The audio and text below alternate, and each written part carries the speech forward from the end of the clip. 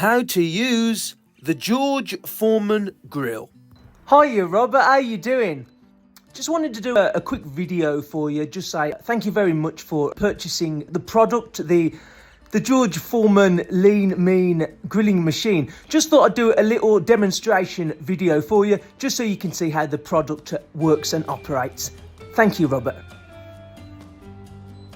Okay, so we're here with the unit now, Robert. So obviously I've opened it up. Now you get two of these nice little trays. So these are great for catching the oil. Obviously, if you're cooking something, I imagine like steaks, this is quite good for steaks. So if you're cooking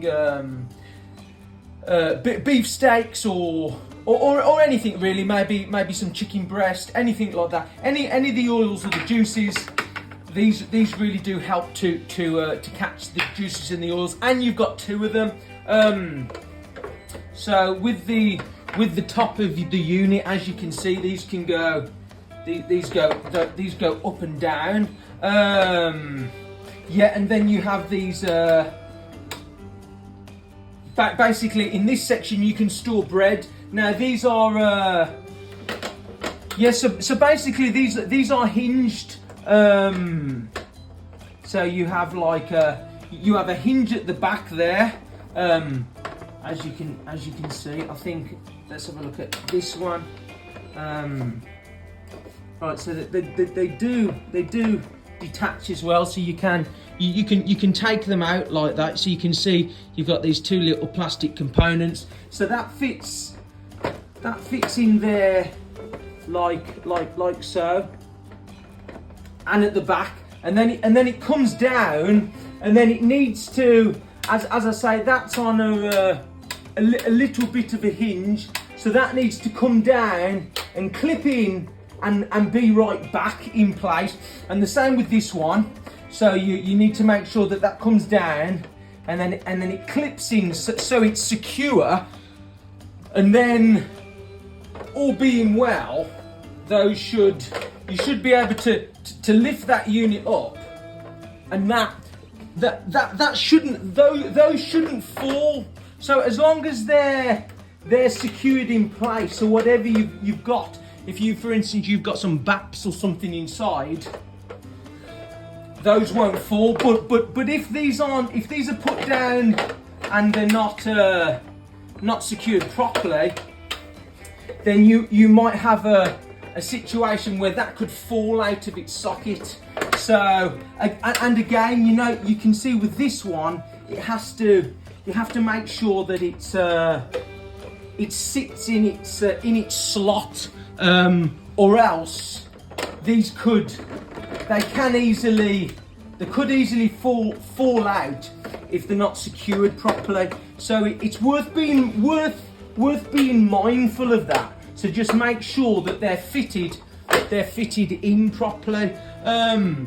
Let's switch the unit on and I can show you it in operation. Okay, Robert, so I've just turned the unit on, and basically when you turn it on, it lights up like this. I've only ever used it a couple of times, Robert, and it always yes, it cooked well on the occasions that I used it. So obviously you've got these three lines that have come up. So typically, as you would expect, you would press power. So that there has come up with the number 5. So for instance, we could adjust this, and this would most probably, as I would expect, as you would expect, that would be in minutes. So that's time there. So obviously time, and then we have temperature. So their temperature, it's set to 150. So let's just have a quick look and see. So that goes up to 200.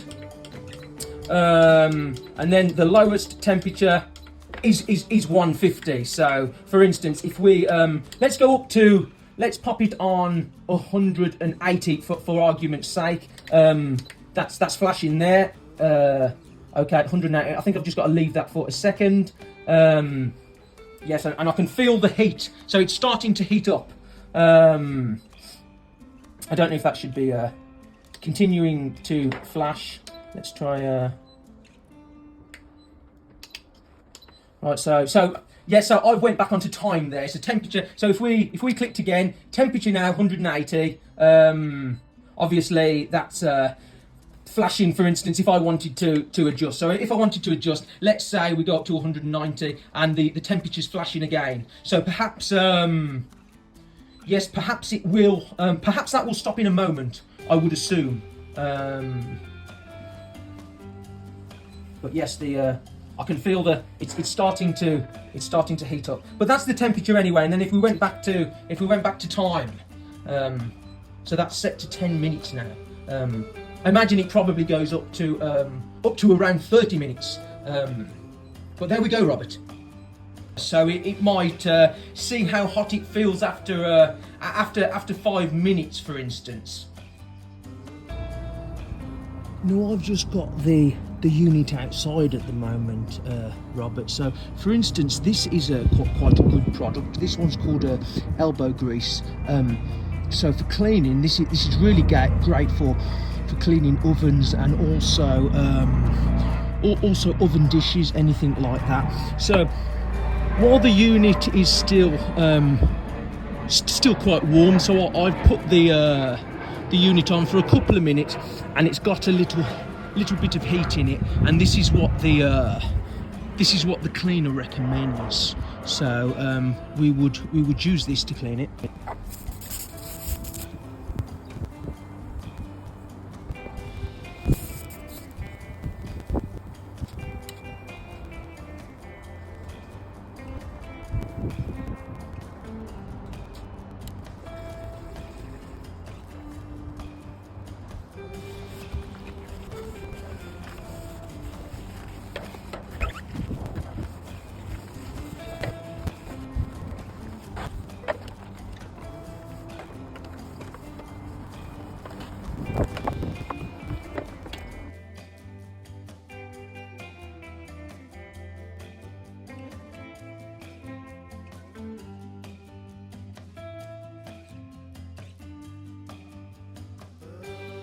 And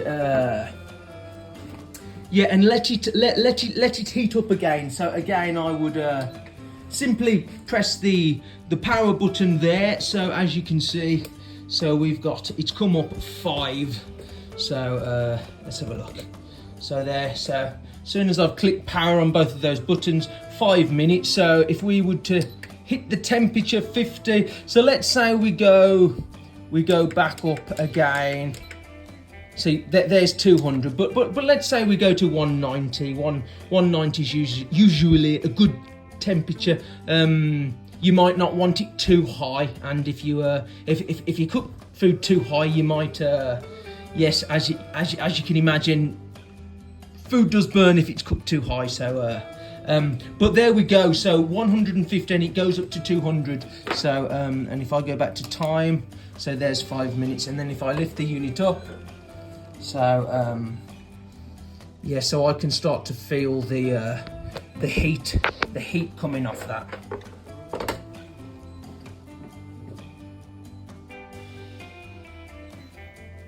So there we go, Robert. That's the unit in operation. So just a few safety tips. So this unit will get very hot. So you will want to bear that in mind. You won't want it too close to anything in the house that could catch fire. So always be aware of that. At the moment, this is on a glass plate indoors. But ideally, these units would be ideal for outdoor use with an extension lead, such as having a kind of a barbecue. Yes, they would be ideal for a barbecue. So yes, they do get very hot. They emit a lot of heat. So just be very mindful of that. It would be very easy to burn yourself with the hot elements. For instance, when you're picking it up and carrying it, it would be advisable to use gloves. So just bear that in mind with the unit. Hello again, Robert. So just to finish off, you can see that this has been on for about 5 minutes now, Robert. So it's emitting a lot of heat. I did just switch it off by literally pressing the 2 power buttons then. So again, if I press those, it comes on. It's on 5 minutes there. If we had a look at the temperature, 150, time 5 minutes, so the unit's on. And then to switch the unit off, I will literally press those 2 power buttons, and then as you can see, the unit's gone back into the 3 lines, and that's kind of your standby. That's in standby mode, and then at that point you could unplug the unit. Yes, so hope very much that those tips help you. Best of luck with the grill. Hello again, Robert. So we're back at the machine. Just one other thing. So basically, as you can see, the unit's plugged in again now. The 3 lines. So we would switch on, and obviously that starts at 5 minutes. So if we want to just see, if we want to press these up buttons, we can see that the unit will go. It will go up to 20 minutes. So 20 minutes will be your max. So for instance, if you wanted to cook for longer than 20 minutes, you would cook for 20 minutes, and then you would have to cook for an extra amount of time. So if you wanted to cook for 30 minutes, you'd cook for 20, and then you'd have to cook for another 10. You'd have to reset it. So 20 minutes is the max, and you will have to gauge whether your food or your meat is cooked. Whatever you are cooking, you would have to gauge whether it's cooked after 20 minutes, or if it needs a little bit longer, or if you're doing a few batches. So just thought that you might need to know that bit of extra information.